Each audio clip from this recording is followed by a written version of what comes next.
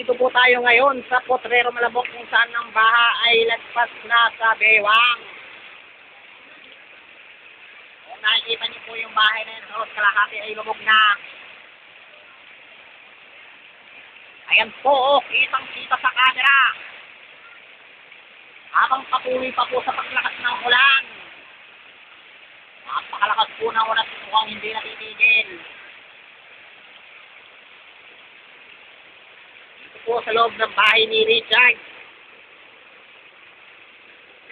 Lubog na yung pintuan. Ayaw si Richard nakatungtong sa upuan. Nakaposing pa. Oh, nangulangot pa mga kaibigan. Huling-huli sa camera.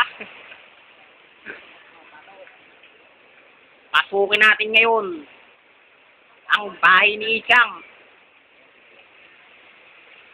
Wala dito sa pintuan.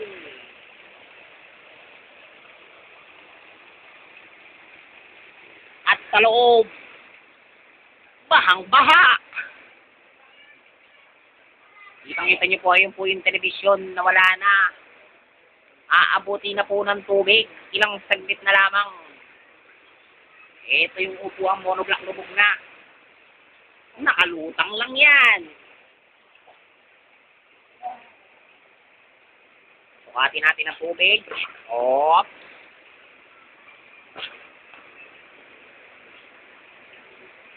Lubog na lubog na mga kaibigan.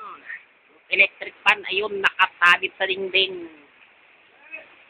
Si Dennis nag-aayos ng gamit.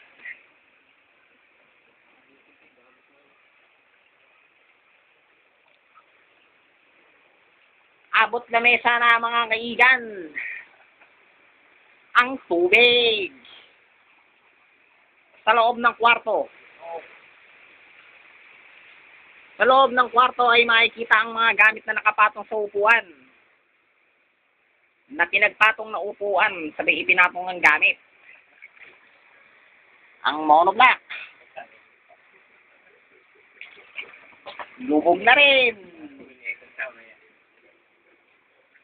Yung gitara ko